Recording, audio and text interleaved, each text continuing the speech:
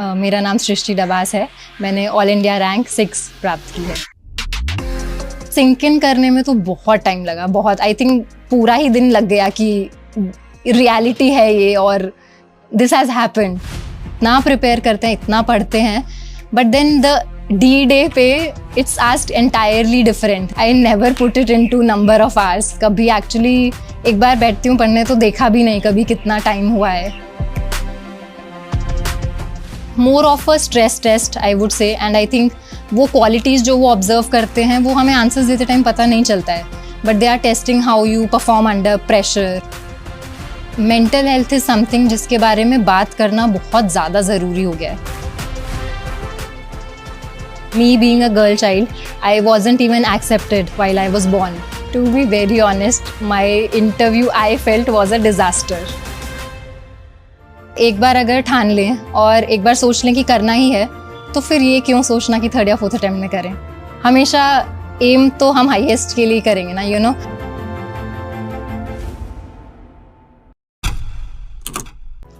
Difficulty तो majorly वही थी कि me being a girl child, I wasn't even accepted while I was born. उसके बाद फिर मम्मा ने भी ओवर द कोर्स बहुत सारे इश्यूज़ फेस किए, and currently my parents are separated, so my mother being my sole support entirely. लेकिन उन्होंने कभी ये फील नहीं होने दिया दैट एनीथिंग इज़ लेस, बल्कि उन्होंने हमेशा वो ऑप्टिमिज़म और पॉजिटिविटी मुझ में डाली है कि despite all the problems that we have faced, हम उन प्रॉब्लम्स को फेस करके एक्चुअली पॉजिटिवली आगे कैसे बढ़ेंगे। आई थिंक चैलेंजेस तो सबकी ही लाइफ में होते हैं, कुछ ना कुछ तो डाउन ज़रूर रहेगा लाइफ में। परफेक्ट लाइफ तो किसी की भी नहीं होगी। मेरे केस में वो मेरे फैमिली के कुछ इश्यूज़ थे, तो मम्मा को स्ट्रगल करते हुए देखना एक्चुअली बहुत ज़्यादा पॉजिटिवली इस चीज़ ने मुझे इम्पैक्ट किया, बिकॉज फिर समझ में आया कि हाँ, not just in my house hold but generally society में इश्यूज़ क्या हैं, एंड उसको रैदर देन नेगेटिवली देखने की जगह आई प्रेफर्ड कि मैं कैसे इसको चेंज करूँ। Hence, as I said, कि reaching at a position where actually I can make a difference, not just in one household, but in society at a large, in the entire country. And वो एक arena है जहाँ मैं specifically work करना चाहूँगी। Preparation तो क्योंकि graduation का मेरा फाइनल सेमेस्टर जो है वो कोविड में ही निकला, अनफॉर्चुनेटली फेयरवेल भी नसीब नहीं हुई, सो तभी से ही सब कुछ वो शट डाउन, लॉकडाउन था। तो ministry of social justice and empowerment का 3 स्टेज एंट्रेंस था, सब कुछ ऑनलाइन हुआ, तो घर say that was manageable, easily हो पाया। Simultaneously reserve bank of India का किसी ने बताया, फ्रेंड ने, तो वो देना स्टार्ट किया। And as I was working with the ministry, reserve bank of India का इंटरव्यू उस दौरान दिया था, साथ साथ वो भी हो गया। फिर आई स्विच द जॉब। फिर वहाँ जाने के बाद थोड़ा दिल्ली से मुंबई शिफ्ट किया, तो सेटल होने में थोड़ा टाइम लगा। Once that was settled and I was there, फिर proper full flash preparation start की। फर्स्ट ऑफ ऑल तो मुझे पर्सनली क्या लगता है ना कि 24 आवर्स बैठ के पढ़ना इज़ डिफ़िकल्ट। प्रोक्रेस्टिनेशन होगा, lot of thoughts will come, and then 24 घंटे तो नो वन कैन स्टडी। तो रिलेटिवली मुझे बल्कि क्या लगता है कि कोई और ऑल्टरनेटिव करियर या जॉब या कुछ भी करते हुए प्रिपेयर करना इज़ मोर बेटर, क्योंकि कम टाइम में आप ज़्यादा प्रोडक्टिवली कर पाते हैं, ज़्यादा एफिशिएंटली कर पाते हैं, टाइम मैनेजमेंट बेटर कर पाते हैं। Regarding my routine, mostly I am an early morning person, तो सुबह जल्दी उठना, बीट 4 o'clock 5 o'clock यूजुअली। सुबह उठ के वो 3-4 आवर्स ऑफिस जाने से पहले जितना प्रोडक्टिवली यूटिलाइज हो पाता है, बिकॉज फ्रेश माइंड है, एंड तो वो टाइम स्पेसिफिकली दिया। देन ऑफिस में भी sometimes I would manage out time somehow, तो लाइब्रेरी वहाँ पे है एक, I would go to the library. उसके बाद सैटरडे संडेज ऑफ मिलते थे, तो वो एक बेनिफिट था, वो टाइम बहुत प्रॉपरली यूटिलाइज किया। एंड जो भी मेरी लीव्स अवेलेबल थी, वो leave management I think I did that very judiciously. तो प्रीलिम्स के टाइम भी, मेंस के टाइम भी, एंड इंटरव्यू के टाइम भी, कब कितनी लीव्स लेनी है प्रॉपरली, वो आई थिंक सब कुछ एक साथ managed well. I never put it into number of hours. कभी एक्चुअली एक बार बैठती हूँ पढ़ने तो देखा भी नहीं कभी कितना टाइम हुआ है, एंड क्वांटिटी ऑफ आवर्स वैसे भी मैटर नहीं करेगा, it will be the quality of the efforts you are putting in. Everyone says that also, but that is a reality, क्योंकि कम टाइम में भी हम ज़्यादा प्रोडक्टिवली पढ़ सकते हैं, रादर देन ज़्यादा टाइम में वही चीज़ को धीरे धीरे पढ़ना।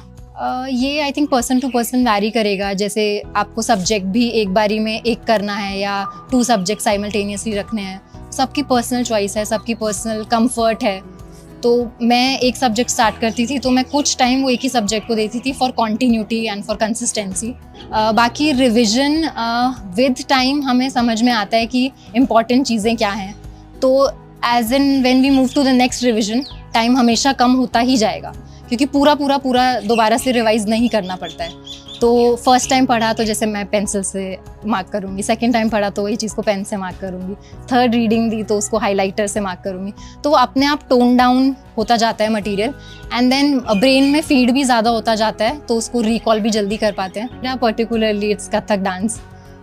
सो वही हमेशा रहा है, क्योंकि not just as a physical form of exercise but as a mental form of exercise. कि कुछ लोगों के लिए वो मेडिटेशन और योगा होता है, बट मेरे लिए वो डांस था।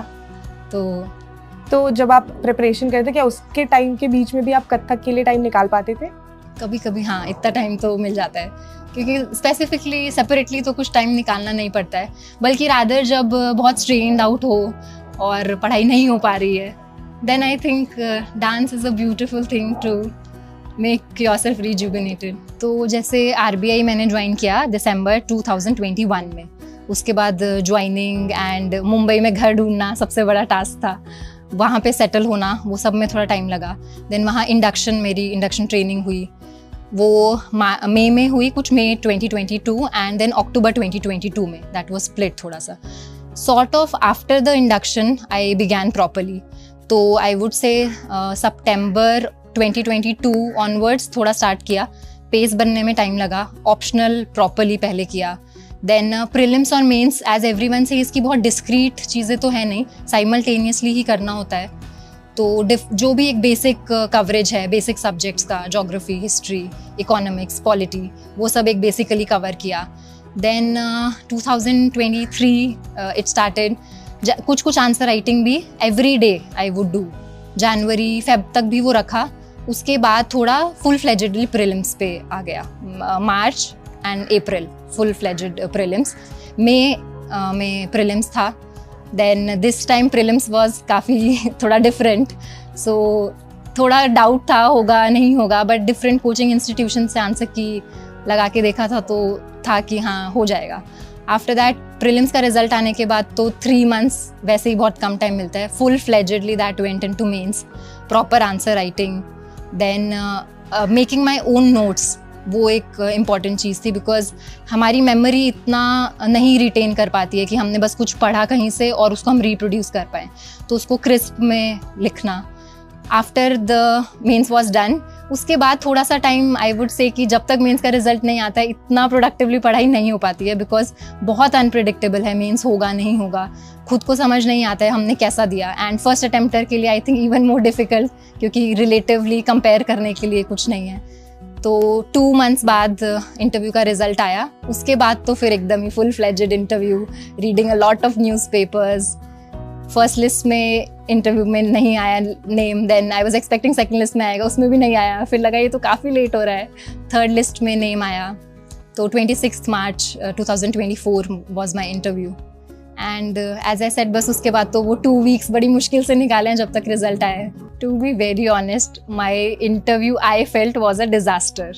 मतलब जो एक्सपेक्टेशंस थी, जैसा सबसे सुना था कि बहुत कॉर्डियल जाता है, it is more of a conversation not of a question answer session, वैसा बिल्कुल नहीं था, काफ़ी डिफरेंट गया फ्रॉम एक्सपेक्टेशंस। तो उसके बाद I actually was very off कि मतलब पता नहीं क्या होगा।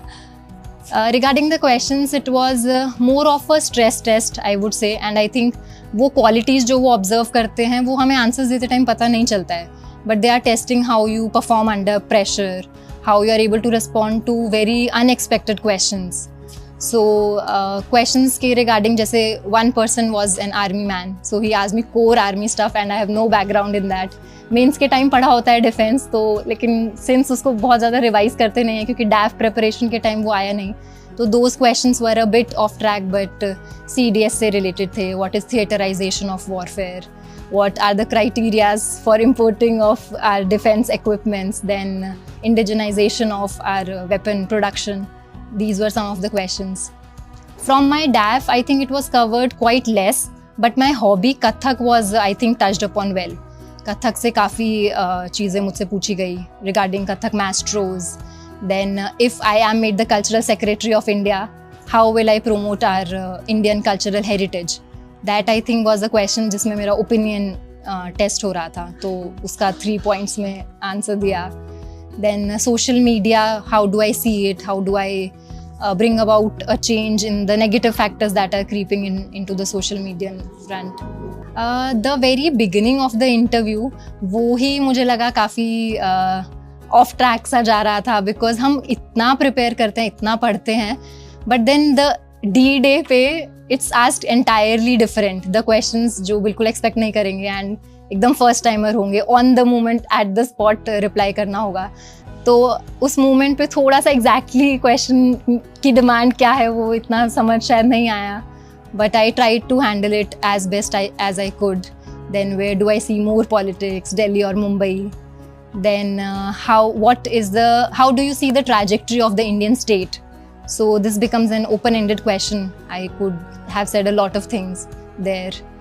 Are you seeing the Indian state growing stronger or weaker?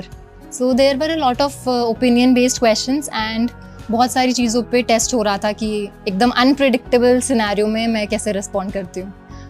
12th of April को ही काफ़ी था कि आ जाएगा. आज फ्राइडे था, देन नहीं आया उस दिन. 15th of April तो काफ़ी ज़्यादा ही लग रहा था कि आ जाएगा, but still everyone was like नहीं, माहौल सा नहीं बन रहा है तो नहीं आएगा. 16th को काफ़ी श्योरिटी थी सबको कि आज तो आ ही जाएगा. मॉर्निंग से वेट कर रहे थे कॉन्स्टेंटली, टेलीग्राम ओपन करके, अभी PDF आएगी.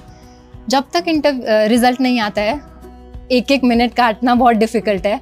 And then at a fraction of a second it just comes and PDF is there, you open it. A friend was there with me, उसने देख के बताया and he started shouting 6. एकदम से I just went blank. पहले तो मुझे लगा नहीं, फेक PDF ना हो, हम एक बार कंफर्म कर लेते हैं. UPSC वेबसाइट से खुद से डाउनलोड करके देखा. उसके बाद भी सिंक इन करने में तो बहुत टाइम लगा, बहुत. आई थिंक पूरा ही दिन लग गया कि रियलिटी है ये और दिस हैज हैपेंड. तो सबसे पहले फर्स्ट अटेम्प्ट में 6th रैंक. यस, सबसे पहले मम्मा को वीडियो कॉल किया, उनको बताया, तो एकदम से शॉक में, और she also started crying. Social media as such was never a distraction for me. Social media presence मेरी कम ही है. Other than that I think internally एक जो सेल्फ कंट्रोल होना चाहिए वो वेल इनफ था कि कितना कंज्यूम करना है उतना पता है.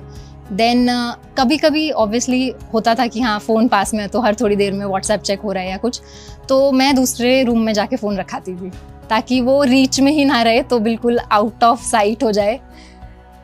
फ़ोन दूसरे रूम में है तो इजीली फिर पढ़ाई हो पाती है. आई थिंक अपने खुद के वेज हम निकाल सकते हैं how to reduce that distraction. Very recently तो 12th fail came, I watch that in a theatre only. सबके लिए आई थिंक वो काफ़ी इंस्पायरिंग रहा है. एस्पिरेंट सीरीज़ वो सबके लिए बहुत इंस्पायरिंग रही है. तो लोग देख के कनेक्ट कर पाते हैं, अपनी जर्नी से कुछ ना कुछ रिलेट कर पाते हैं. तो those have been very inspiring. In this regard, mental health is something जिसके बारे में बात करना बहुत ज़्यादा ज़रूरी हो गया है. हम लोग सिर्फ फिजिकल हेल्थ की बात करते हैं, बहुत कम लोग हैं जो मेंटल हेल्थ को समझ पाते हैं. उससे भी कम लोग हैं जो मेंटल हेल्थ को ट्रीट कर पाते हैं, काउंसलिंग ले पाते हैं. तो ये बहुत ज़रूरी है that we open up, we speak, we discuss, we talk, we communicate जो भी प्रॉब्लम्स हम फेस कर रहे हैं. Because life is very very precious. I believe चाहे कितनी भी प्रॉब्लम्स हो, लाइफ एंड करना तो कभी भी सॉल्यूशन नहीं है. It's like you are running away from the problem will not stop chasing you. Then you have to face it, and कोई ना कोई तरीका, कोई ना कोई सॉल्यूशन हमेशा हर केस में, हर सिचुएशन में डेफिनेटली होता है. बस वही है that we have to find that positive ray of light and we'll cross the tunnel of darkness. You know, हम प्रॉब्लम्स को देखते हैं कि कोई प्रॉब्लम आई और हमने बहुत नर्वसनेस और एंग्जाइटी में वो प्रॉब्लम को देखा. बट माई मदर सेज कि look at it positively in a way that you see it as butterflies in your stomach.